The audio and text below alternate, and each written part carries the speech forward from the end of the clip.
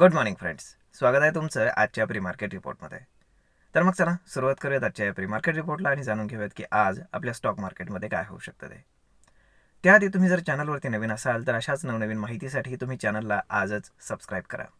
आणि तुमच्याकडे अजूनही तुमचं free of cost demat account नसेल तर डिस्क्रिप्शनमध्ये लिंक आहे, त्यावरती क्लिक करून तुम्ही आपलं free of cost demat account open करा आणि आमच्यासोबत जॉईन व्हा. तर मग चला सुरुवात करूयात आजच्या या व्हिडिओला. मित्रांनो, सगळ्यात आधी जाणून घेऊयात की काल रात्री US मार्केटमध्ये काय झालं. तर US मार्केट हे सेलिंग प्रेशरमध्ये आलेलं आहे. थोडंसं profit booking which is okay, कुठल्याही प्रकारचं निगेटिव्ह साईन तिथे नाही आहे. आता त्याच्यामागे रिझन काय आहे, तर आज रात्री तिथे इन्फ्लेशन डेटा येणार आहे.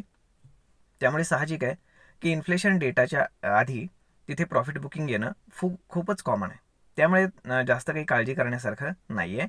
परंतु आज संध्याकाळी जो काही इन्फ्लेशन डेटा येईल त्याच्यावरती ठरेल की किती बेसिस पॉईंट जे काही आता फेडची मीटिंग आहे डिसेंबरमध्ये, तर त्याच्यामध्ये रेट कट्स होतील आणि ते पुन्हा मार्केटसाठी चांगलं असेल.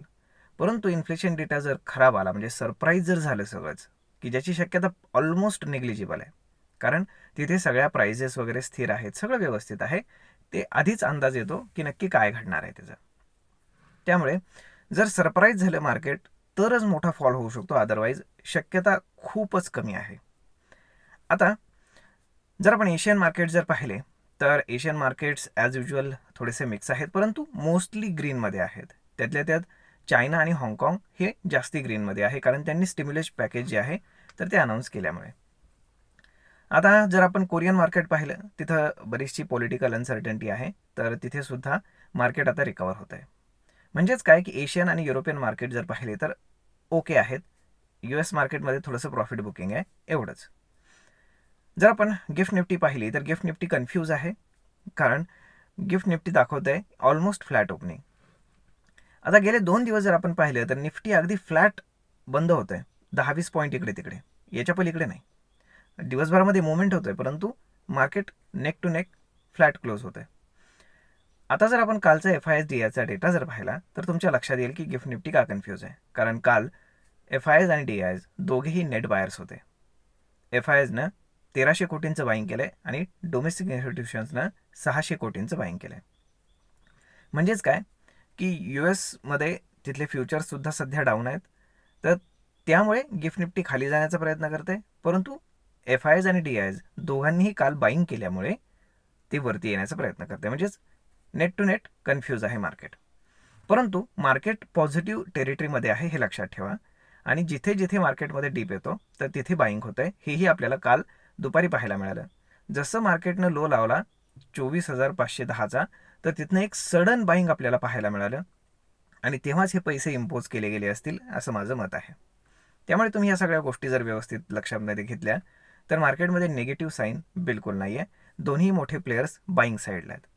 म्हणजेच काय की मार्केटमध्ये एक रेंज आहे, डाऊन साईडला 24,500, अप साईडला 24,850 ते 900च्या दरम्यान.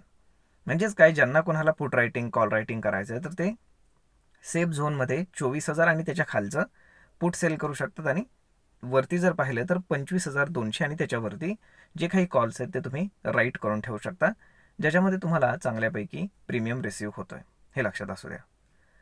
आता जे काही ऑप्शन बायर्स आहेत तर त्यांच्यासाठी सिनॅरिओ काही फार चांगला नाही आहे, कारण इंडिया विक्स डाऊन झालेला आहे. इंडिया विक्स ऑलमोस्ट 14च्या खाली आलेला आहे.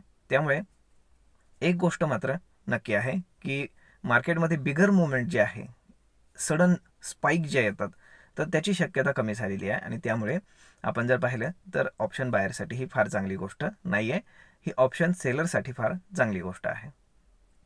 तर मग अशा पद्धतीनं आपण जर पाहिलं तर ओपन इंटरेस्ट 24,500ला खूप हायेस्ट ओपन इंटरेस्ट जमा झालेला आहे डाऊन साईडला, आणि त्यानंतर 24,850ला हायर साईडला, आणि त्यानंतर 25,000 आणि 25,200 आणि 25,500 या लेवलला खूप सारा ओपन इंटरेस्ट आहे. त्यामुळे मार्केट एकदम चॉपी झोनमध्ये राहण्याचा प्रयत्न करेल. आणि जर गुरुवारी एक्सपायरी आहे, जर गुरुवारी मार्केटनं जर हायर साईडला मुवमेंट करण्याचा प्रयत्न केला आणि SL जर कट झाले तर मग मात्र आपल्याला एक शॉर्ट कवरिंग पाहायला मिळू शकतं आणि मार्केट पुन्हा वर जाऊ शकतं. कारण गेले 2 एक्सपायरी आपण पाहतोय की सगळ्या विकली एक्सपायरी बंद झाल्यामुळे सगळं प्रेशर हे निफ्टीवरती येतं आहे. त्यामुळे निफ्टी दर आठवड्याला काही ना काहीतरी हालचाल करण्याचा प्रयत्न करते. असं गेले आपण जेव्हापासनं बाकीच्या एक्सपायरीज बंद झाल्यात तेव्हापासनं पाहतोय. त्यामुळे यावेळी सुद्धा होण्याची शक्यता आहे, नाकारता येत नाही. तर मग मित्रांनो, अशा पद्धतीनं आपण जर पाहिलं तर आता कोणकोणते प्लेयर्स समोर येतील ते पाहणं जास्त गरजेचं आहे. आता HDFC बँक जो आहे तर तो काल प्रॉफिट बुकिंगमध्ये आला आहे. त्यामुळे आता दुसरा एखादा हेवीवेट प्लेयर आहे तर त्यानं चालणं गरजेचं आहे. जसं की मग रिलायन्स असेल किंवा मग बाकी एखादा बँकिंग स्टॉक असेल तर यांनी चालणं गरजेचं आहे. आता जर US मध्ये आपले जे ADR आहेत ते जर पाहिले आपण तर इन्फोसिसचा ADR ग्रीनमध्ये क्लोज आहे, त्यानंतर ICICI बँकचा ADR ग्रीनमध्ये क्लोज आहे, परंतु HDFC बँकचा ADR हा रेडमध्ये क्लोज आहे. म्हणजेच आजही आपल्याला थोडंफार प्रॉफिट बुकिंग HDFC बँकमध्ये पाहायला नक्कीच मिळू शकतं. त्यामुळे त्याच्या अगेन्स्ट आता कुठला स्टॉक चालतो ते पाहणं जास्त गरजेचं आहे. तर मग मित्रांनो, आय होप तुम्हाला हा व्हिडिओ, ही माहिती ट्रेड आणि इन्व्हेस्टमेंट करण्यासाठी नक्कीच उपयोगी पडत असेल. जर हा व्हिडिओ तुम्हाला आवडला असेल तर आपल्या जवळच्या मित्रमंडळींसोबत देखील हा व्हिडिओ तुम्ही शेअर करायला विसरू नका. धन्यवाद.